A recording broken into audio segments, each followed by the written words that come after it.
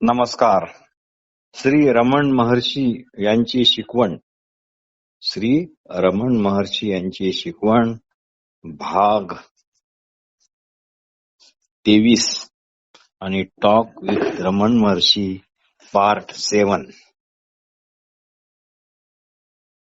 दिनांक 26/1/1936. 26/1/1936. बोधवचन. मनाची सतत सक्रियता ही एक रोगट अवस्था आहे. मनाची सतत सक्रियता ही एक रोगट अवस्था आहे. निसर्गदत्त महाराज. एक अत्यंत संपन्न परिवारातील महिला कुमारी लीना साराभाई ह्या गुजरातवरून आलेल्या आहेत. त्यांनी बरेच प्रश्न विचारले आहेत. प्रश्न तो असा, म्हणजे एखादे लक्ष गाठण्याकरता आम्ही प्रयत्न करावयास नको असेच तुम्हाला म्हणायचे आहे काय?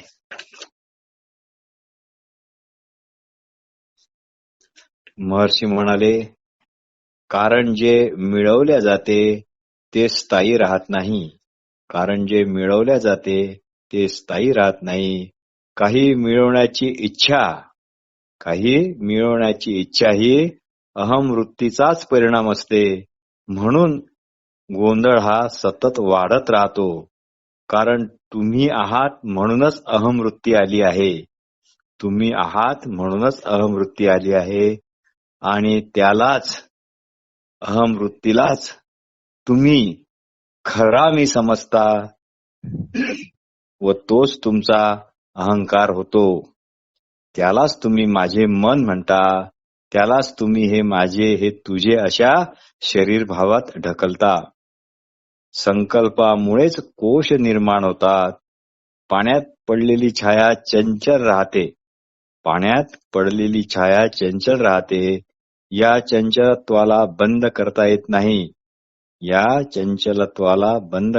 नाही.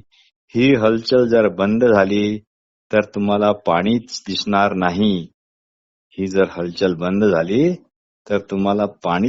नाही. केवळ प्रकाशच दिसेल. अशा प्रकारेच अहंकार आणि त्याच्या क्रियाकलापावर ध्यान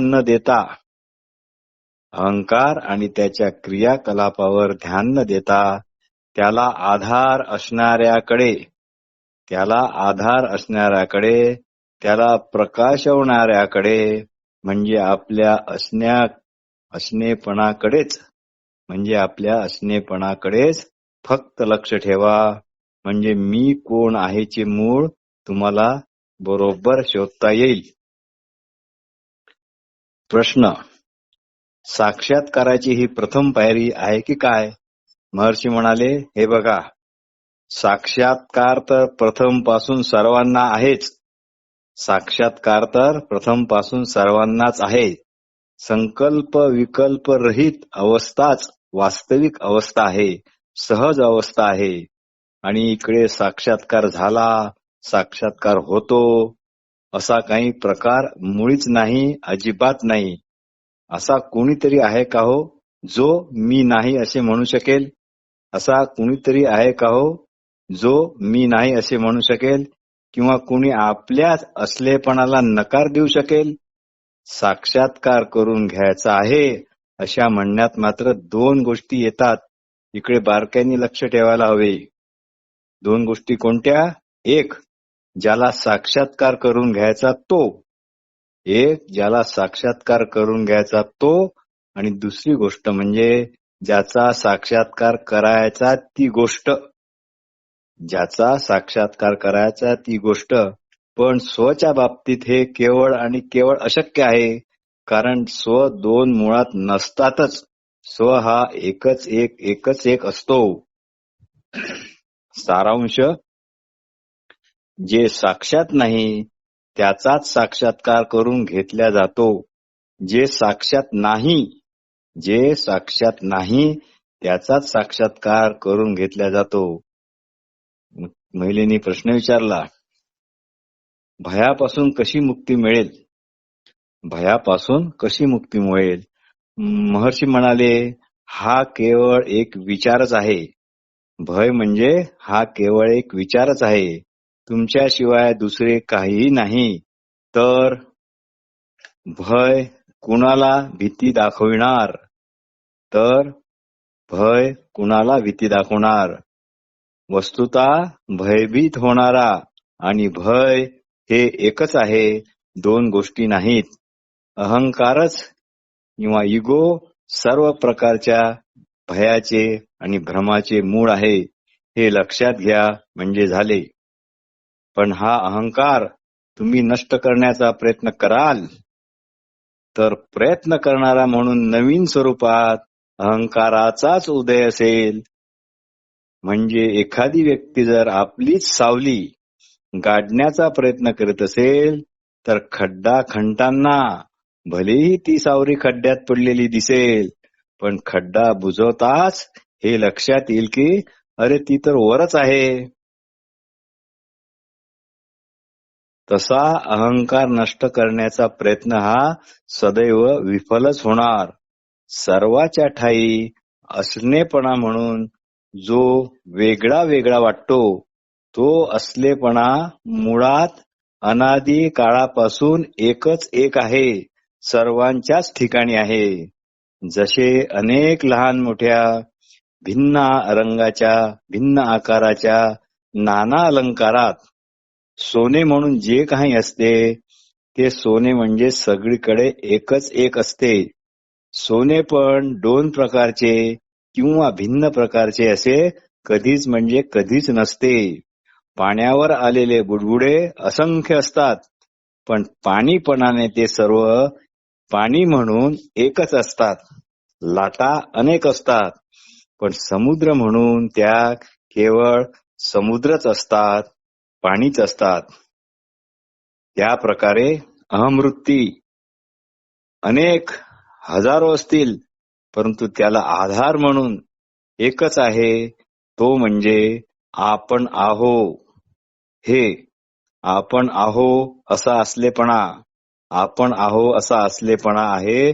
म्हणूनच अहमवृत्ती त्याच्या आधारावर स्वतःला प्रगट करते.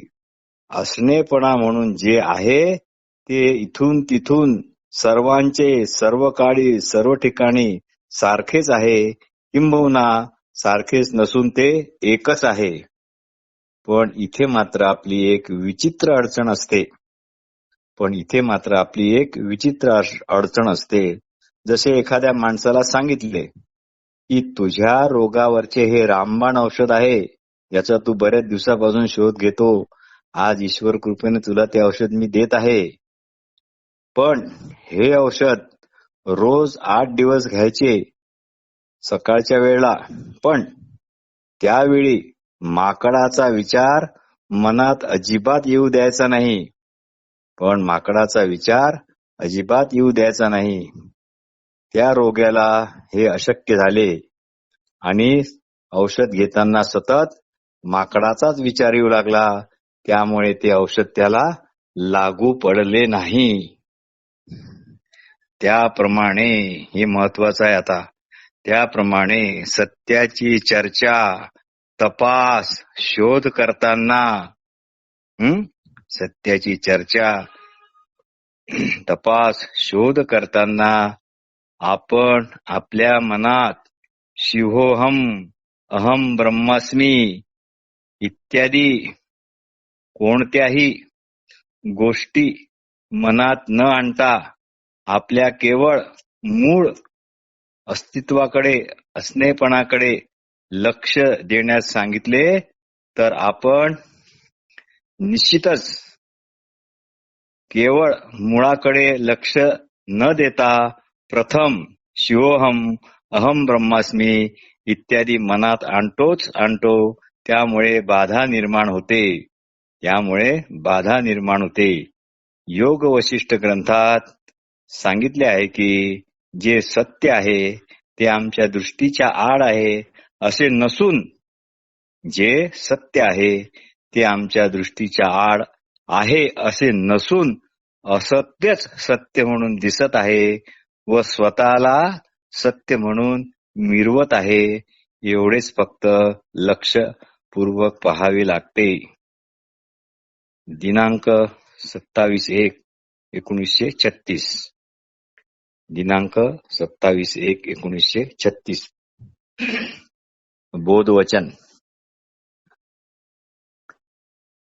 जर तुम्ही तुमच्या उगमाकडे सतत लक्ष द्याल, जर तुम्ही तुमच्या उगमाकडे सतत लक्ष द्याल तर तुम्ही अकस्मात उगमच बनाल. तर तुम्ही अकस्मात उगमच बनाल. जर तुम्ही तुमच्या उगमाकडे सतत लक्ष द्याल तर तुम्ही अकस्मात उगमच बनाल. निसर्गदत्त महाराज. एक गुजराती गृहस्थाने विचारले, त्यांचा प्रश्न असा होता, नाद साधना कशी करावी?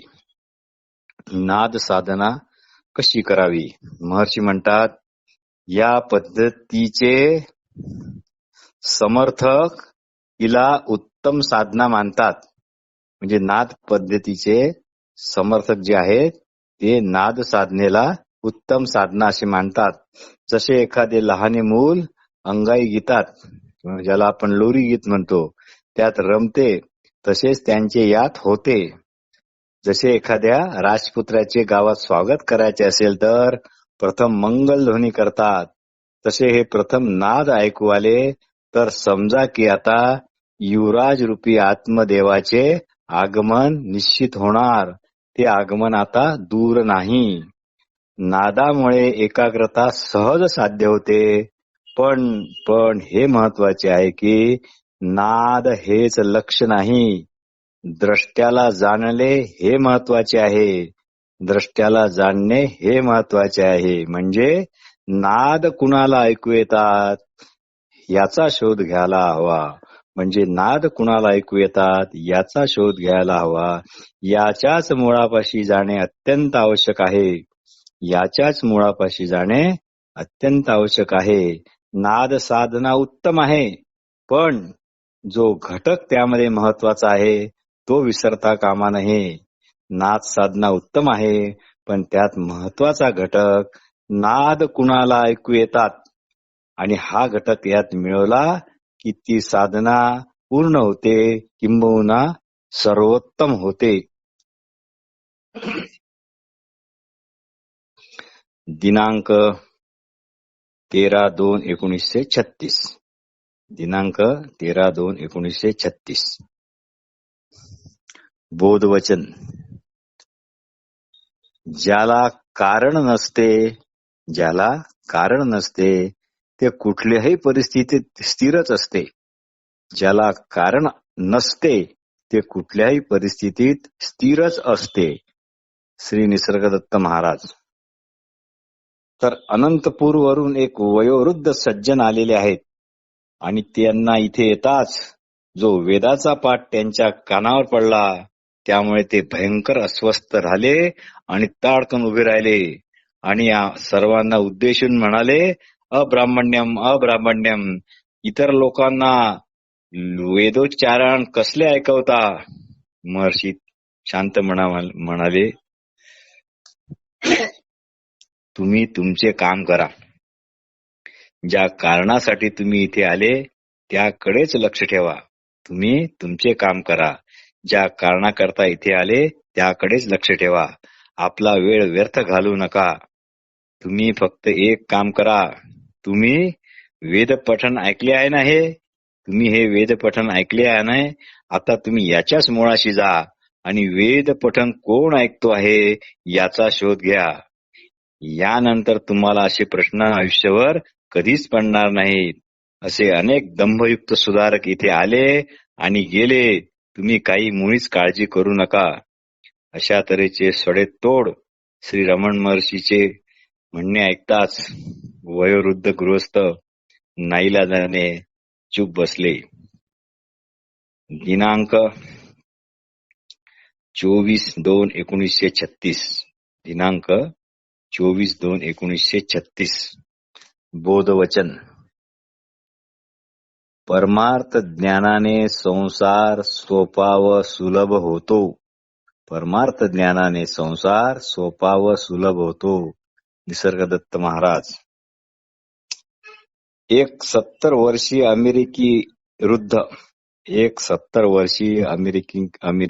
अमेरिकन वृद्ध श्री डॉक्टर हेनरी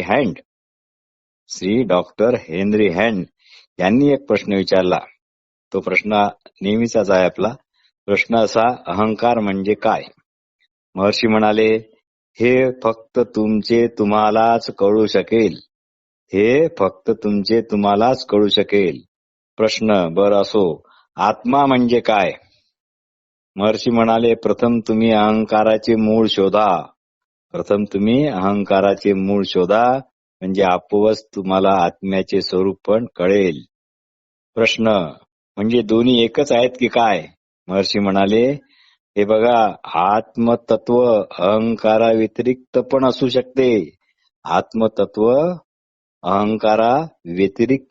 शकते. पण अहंकार आत्म्याच्या आधाराशिवाय राहूच शकत नाही. महर्षी म्हणाले, आत्मतत्व अहंकारा व्यतिरिक्त पण असू शकते, पण अहंकार मात्र आत्म्याच्या आधाराशिवाय कधीच राहू शकत नाही. नंतर दुसऱ्याच एका व्यक्तीने एक प्रश्न विचारला. तो असा, काय दिव्य शक्तीद्वारा आम्ही वृद्धावस्था तथा रोगाचे निवारण करू शकतो?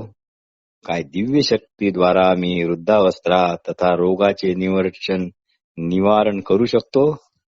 महर्षींनी फारच सुंदर आणि एकदम जबरदस्त उत्तर दिले. ते म्हणाले, होय होय होय, तुम्ही दोघांचे कारण असलेल्या देहाचेच निवारण करू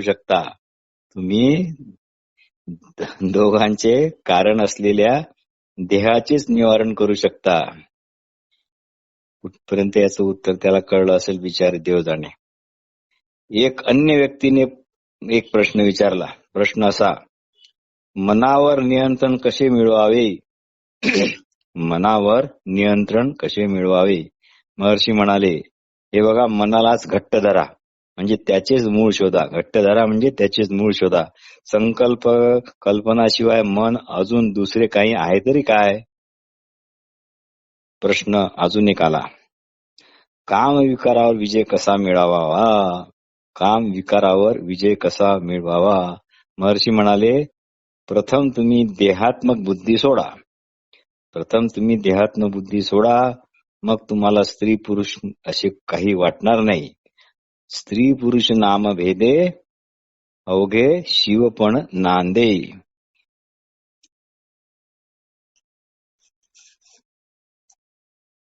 तुम्ही स्वतःला देह मानता, म्हणून इतरांना पण देह मानता. तुम्ही स्वतःला पुरुष मानता किंवा स्त्री मानता, म्हणून इतरांना तुम्ही स्त्री किंवा पुरुष मानता. आणि दुसऱ्या व्यक्तीत लिंगभेद पाहता, स्वतःमध्ये लिंगभेद पाहता. ती व्यक्ती पण स्वतःला देह मानते, तुमच्यात लिंगभेद पाहते. त्यामुळेच भिन्न लिंगी आकर्षण वाढते आणि ही समस्या निर्माण होते. म्हणून देहात्म बुद्धी सोडणे हाच यावर एकमेव साधा सरळ उपाय होय. प्रश्न, असे म्हणतात की 1 महिना जर उपास केला तर 10 दिवसानंतर मन अतिशय शुद्ध होते. महर्षी म्हणाले, होय, पण उपवास कालात मन अंतर्मुख राहून आध्यात्मिक जिज्ञासात रममाण असेल तरच हे होईल, अन्यथा हे शक्य नाही. श्री हेनरी हँड ने अजून चर्चा पुढे चालूच ठेवल्या आहेत. त्यांनी प्रश्न विचारला. प्रश्न असा, संकल्पाचे स्वरूप कसे असते? महर्षी म्हणाले, विचार म्हणजेच कल्पनेचा समूह.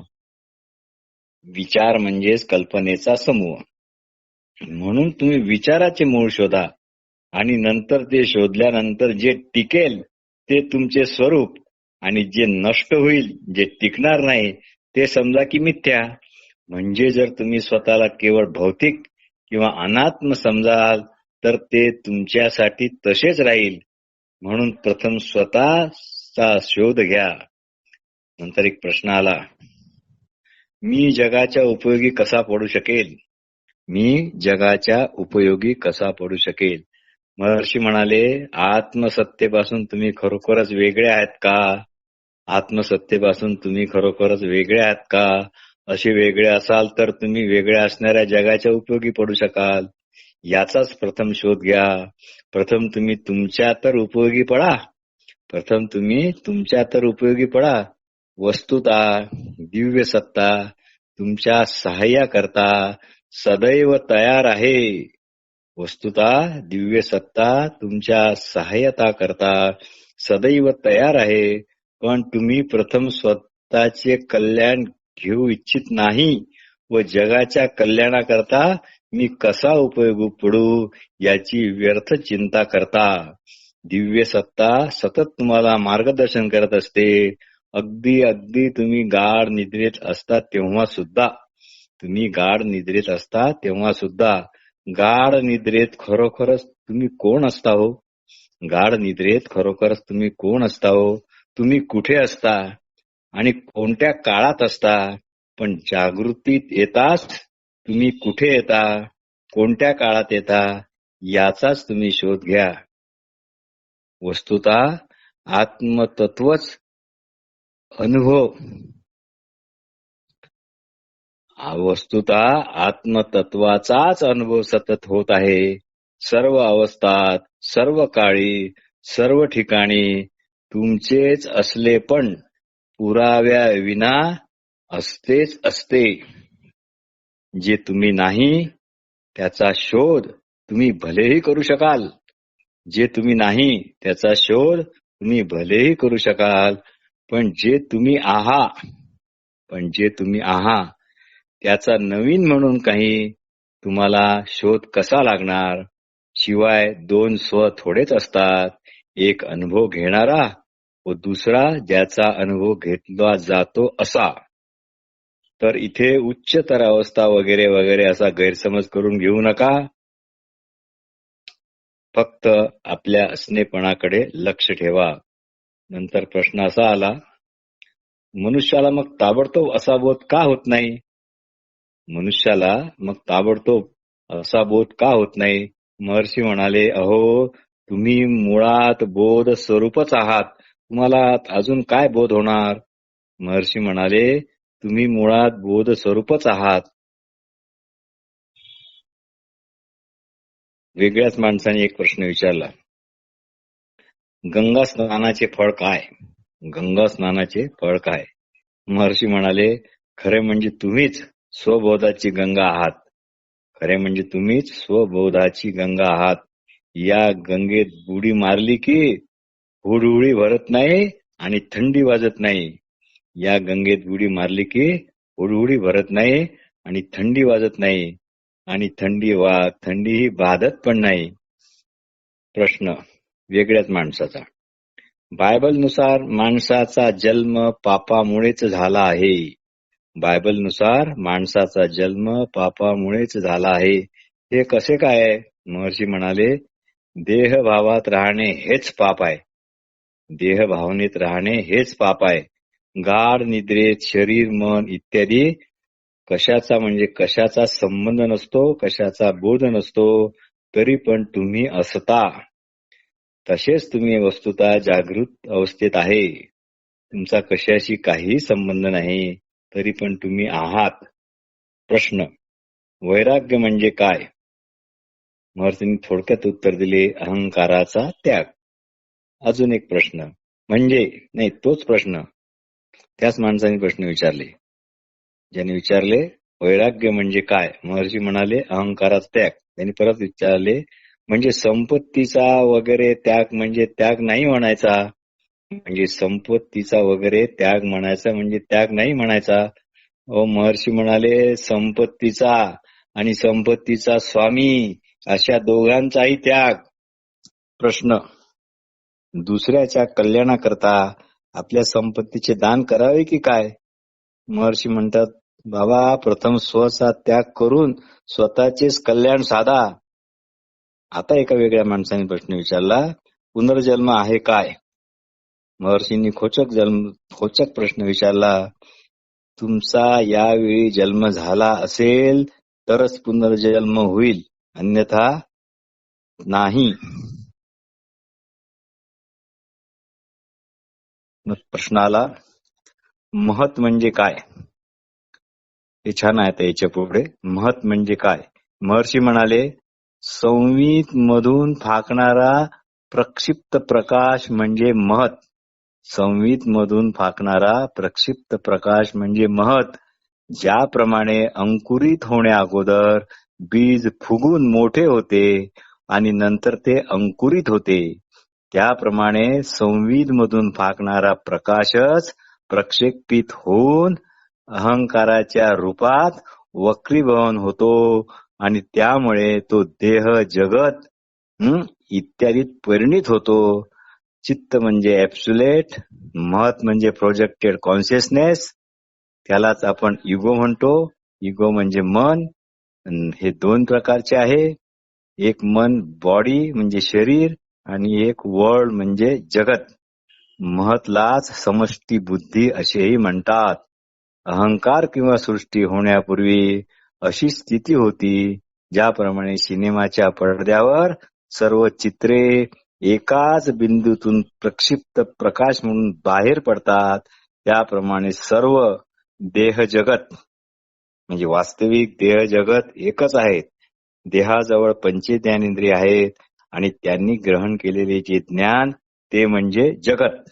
म्हणून सर्व जगत इत्यादी या महत मधूनच उपजतात. स्वप्न पाहत असतात. लंडन सारखे मोठे शहर तुमच्या टिल्सभर मस्तिष्काच्या कोणत्याही एखाद्या बारीक कोपऱ्यात सामावते आणि अगदी आरामात सामावते. नमस्कार.